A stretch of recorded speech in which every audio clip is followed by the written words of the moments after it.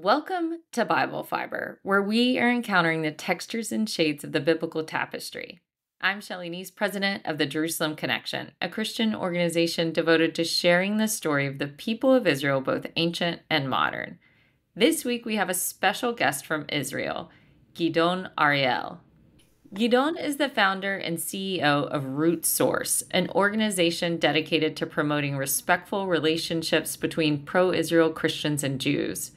Root Source's flagship program brings knowledgeable, authentic Israeli teachers and curious Christians together to study the Jewish text and concepts that are foundational to their faith. Gidon made Aliyah from Queens, New York when he was 14.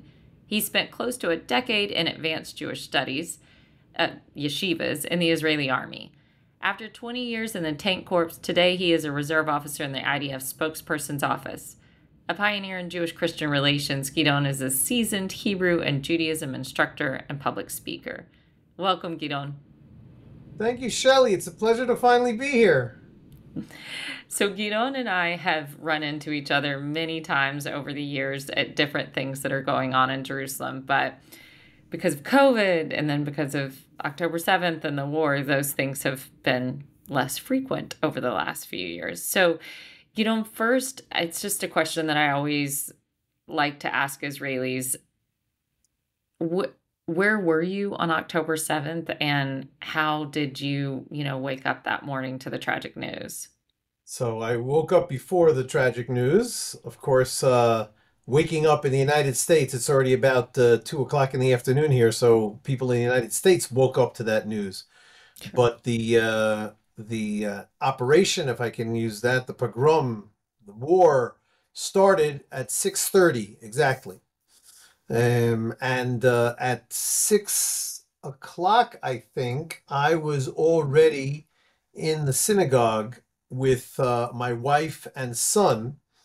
My wife and I went to spend Shabbat and the holiday of Simchat Torah with my son, who lives in a community, a settlement called Har Bracha, the Mount of Blessing. You might know it, and your listeners might know it, because that is where the Hayovel organization has their base in Israel.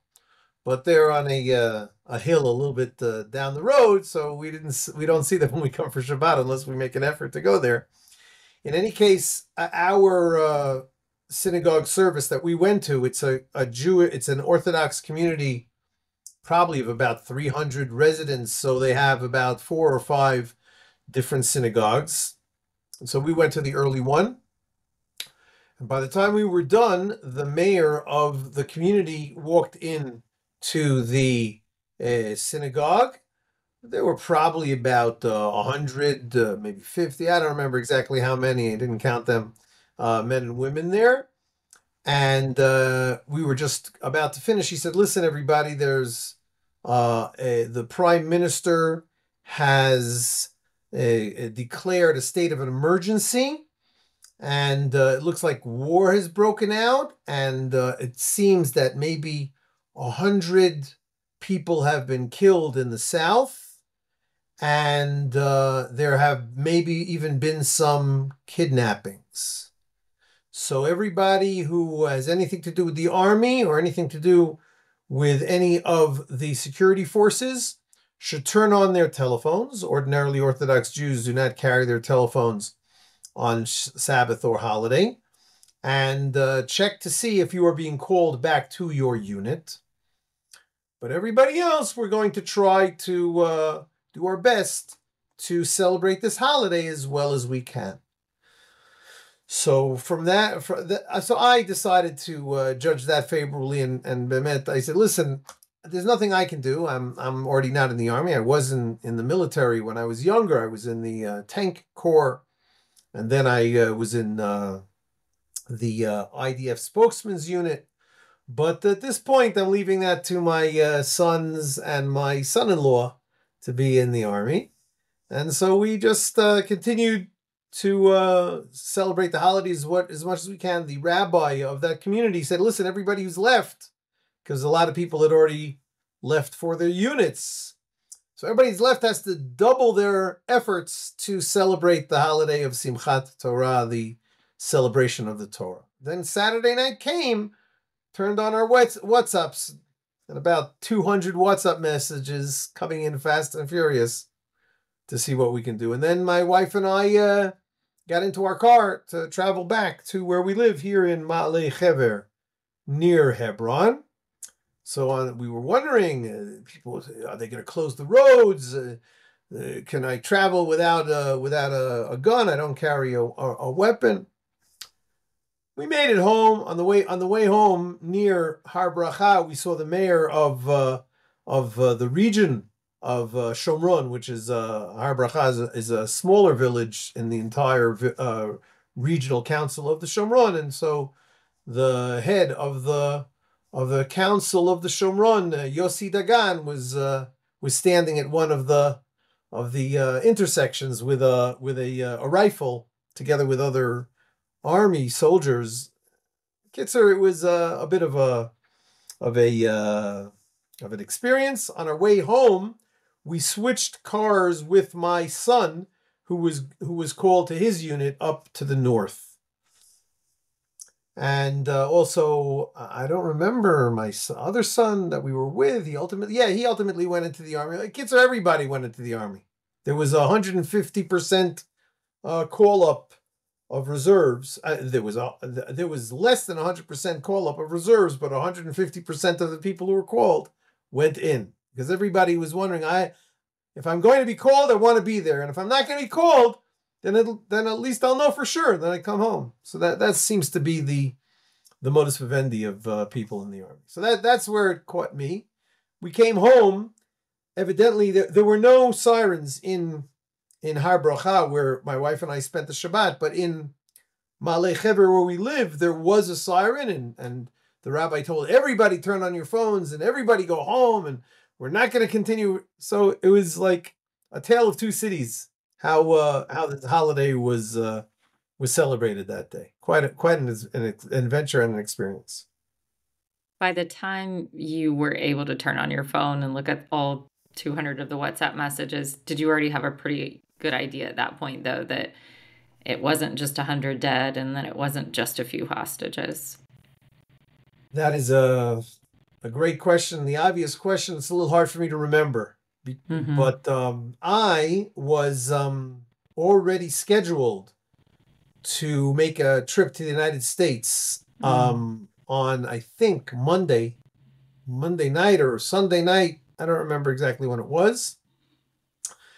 And by that time, we already knew what was going on. Again, we were still trying to figure everything out, and it took days and even weeks for everybody to be accounted for. And tragically, some of the bodies that were found were unidentifiable because they were burned. It's hard to even say. So, and again, I assume that many of your listeners have overcome the difficulty in accessing some of the information that has come out since October 7th. But it was very tragic. One thing that I will say, months afterwards, I don't remember when it was, two residents in our community in Ma'aleh Hever, we have about 100 families here. So two of our neighbors are officers in the rabbinate, the military rabbinate. I always forget the word. What do you call a rabbi or a priest who's in the army? A chaplain? Chaplains, exactly. So they're chaplains. Actually, one who is a closer friend of mine, he is the chief rabbi of the Israeli military yeshiva. He's in charge of teaching soldiers who are studying to be rabbi, I don't know exactly what, and writing the rabbinic halachic answers to anybody who asks questions. He's like the second in command of the chief rabbi of the rabbinate. My other friend, who's actually next door neighbors of mine, he is an older fellow who is, I don't know what it's called. He's a 3-star general, or a 3 falafel general, as we call them here in Israel. And the two of them were in charge. There's a place called Shura, which is where the army rabbinate sits, and that's where the offices are. But that's also where they brought the bodies to try to identify them.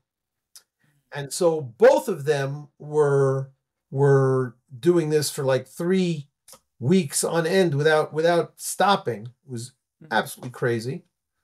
And I think 2 nights. One night, the first rabbi that I talked about told a little bit of his experience. It was shocking.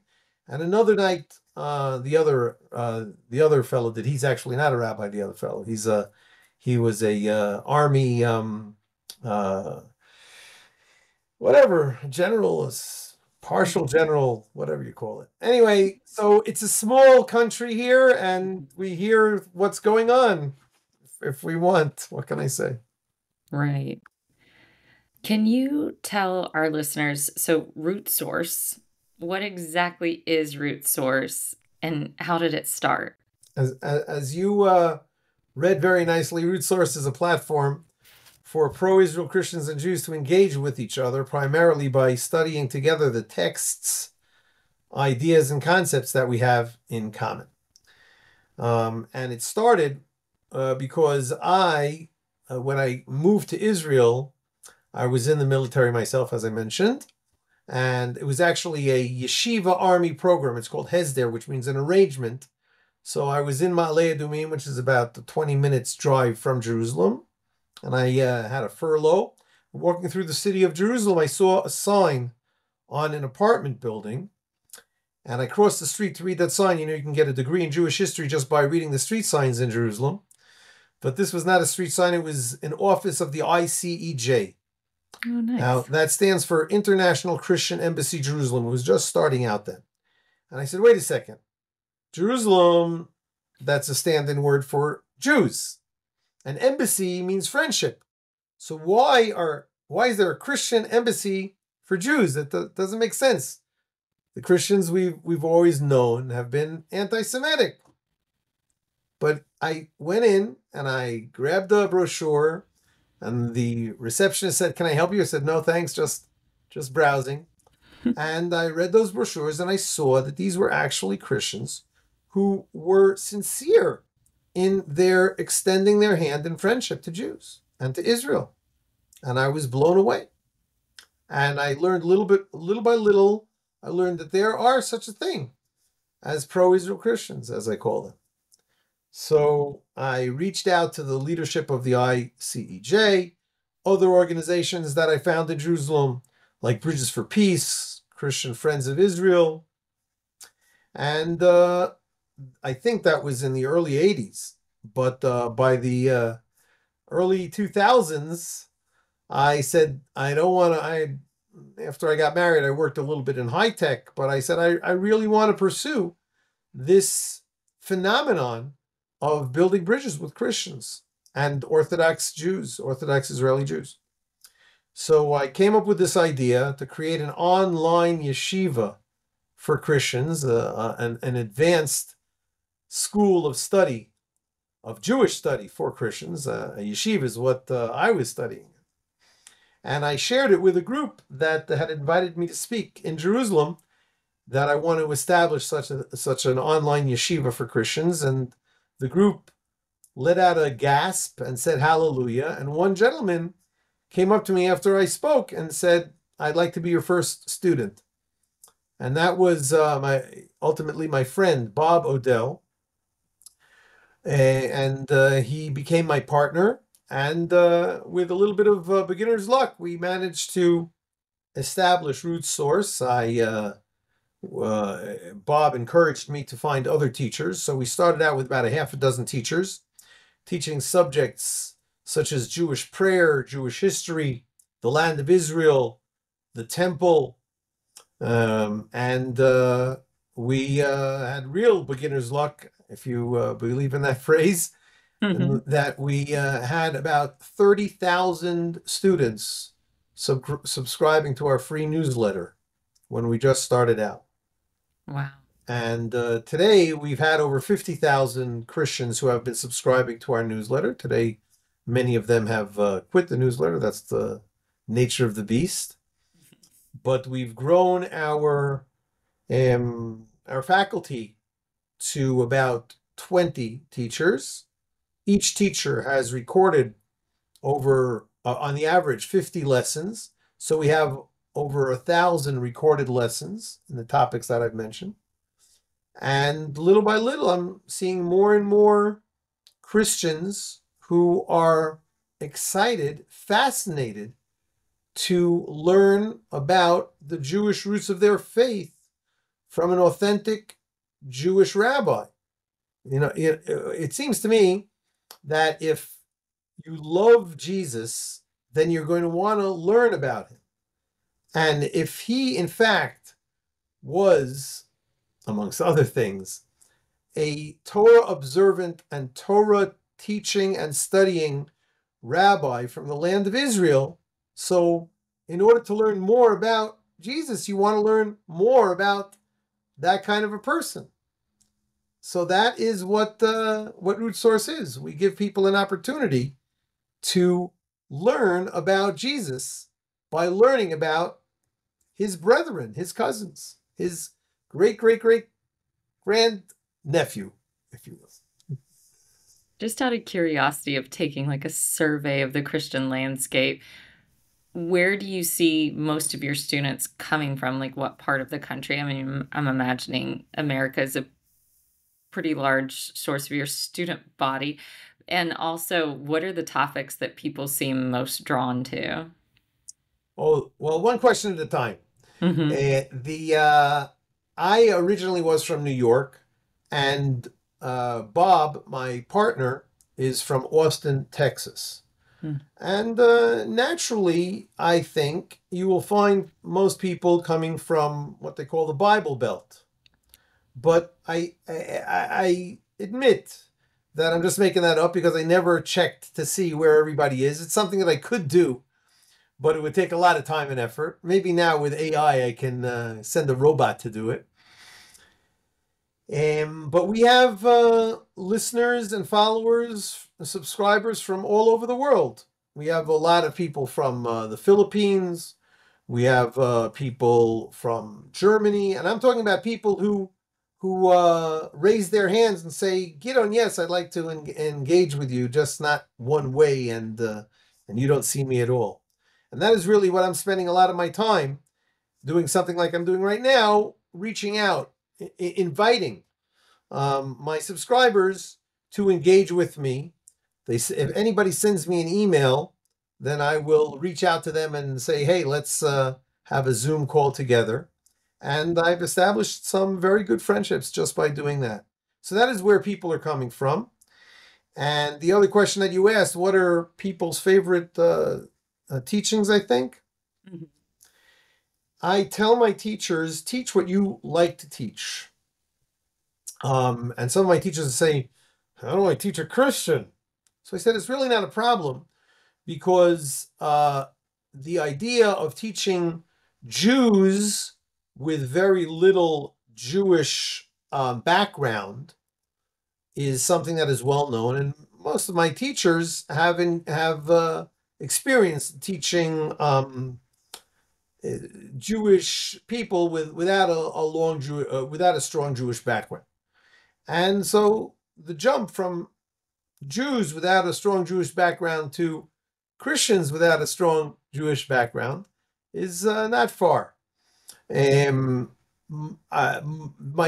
students are usually respectful to a fault. In other words, they're embarrassed and bashful to ask questions. And I always like to quote the rabbinic source of the Ethics of the Fathers, one of the Mishnayot, one of the passages from that very important work. We're talking about from the time of Jesus, about 2,000 years ago. It was written down. Ein habayshan lamed velo hakapdan melamed. A teacher who is very strict cannot really teach, but a student who is bashful cannot really learn. So that is what I try to imbue my students with.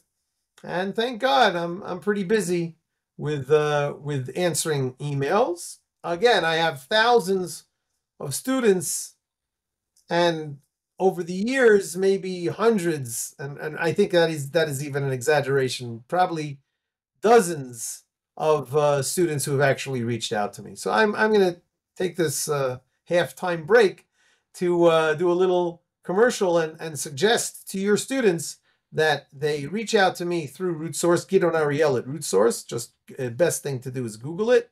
That way you'll find the link best. It's www.root-source.com. Root like a tree, source like water. And reach out to me, and I'll be very, very delighted to respond to you. So, what And people really it's like to learn, important to stress too, what, these classes are free, aren't they? yes, yes, yes, the classes are free. We are a nonprofit organization, so we survive on the love gifts, the love offerings that people feel to give. That's fine. That helps me to practice my faith often. But as it is said, I already don't remember if it's a Jewish source or a Christian source. If you've received freely, so freely you shall give. And I really want at this point to be as much as I can to give people who want to learn the Torah that I can offer, I and my fellow teachers, and so it's free to access all of the content that we have. Like I said, we have about 1,000 recorded lessons. They are curated in the way best that we figured out how to curate them. Just check it out on the learn um, item on our menu, and there's also over 1,000 recorded written and recorded blog posts. So if you just look for a topic that you're interested in, maybe we'll have written something, and if not, then shoot me an email and I'll record something about it. Right. It's an ever evolving library. Well, that's really remarkable. I mean, a lot of these style of online organized platforms, I mean, it's you got to pay to play. So the fact that this is out there free, even if it's just a Christian listener who really wants to learn more about the Jewish prayer book, or about, a lot of times, even just in my research of the prophets, I'll think, wait, what is the Jewish tradition around Ezekiel's last vision, or just very specific things that there's no way I've come across that in my own kind of Christian teaching and commentaries. And I think it's always important to know and understand too, because to read the Bible in its own context is also to learn about the Jewish traditions that have evolved since then and come from that. Well, so people should just go to the website, sign up for the newsletter, and whatever particular topic really interests them, to start there, right? That's right. And our newsletter is a weekly newsletter that provides 2 or 3 sample lessons every week, something different. Oh, okay, perfect. That's sometimes when it is just thousands of videos and articles, it is nice to just take one bite at a time too through newsletters. That's what I do that with other websites as well. Well, thank you so much for being on the show, Gidon. Hopefully, I can get to Israel this summer. Hopefully, El Al is not the only airline flying there anymore. I had a friend that just recently got stuck in Rome on a flight over to Israel. Wow. So I know things have been tricky, but I hope you know too that Christians are praying for Israel, that we don't equivocate what Hamas and Hezbollah did and what they continue to do with Israel's right to defend itself. There's not a country in this world that wouldn't be hunting Hamas down to the ends of the earth. So I want you to know that, and know that there are Christians that believe Israel has this right, and hopefully makes the world a safer place after this is all over. Amen. I definitely think so. And of course, Shelley, there's no question about your bona fides. Don't worry about that. Not too many people have the Jerusalem Report as a connection as their middle name, you know. I would like to say, though, that the very concept of Israel does have a right to defend itself. That phrase, has a right to defend itself, I bet you if you Google it, you will never see any entity that is connected to it. What is the noun of that phrase, except for Israel? Only Israel ever has or doesn't have the right to defend itself, as if that's the only entity in world history that you could maybe think that we don't have a right to accept. So that is really something that we really have to It even is. discuss it. We don't discuss Madagascar's right to defend itself. Every single country, every single human being, every single animal has the right to defend themselves. And here we are. It's a phrase that rolls off of everybody's tongue that Israel has a right to defend itself. All those people who think that they don't have a right, well, we think that they do. In other words, it's a question open to debate. Mm-hmm. Phenomenal, just unbelievable. It is. I know it's as if the gravity is heavier in Israel, as if the whole world is leaning forward towards Israel. And so if there was ever any curiosity about, God's hand being on one particular country and revealing himself through that place, I think that that's evident with just the last 75 years in Israel, the last 76 years in Israel. But hopefully people are paying attention in the right way, paying attention, listening to what God's doing and his protection of the Jewish people.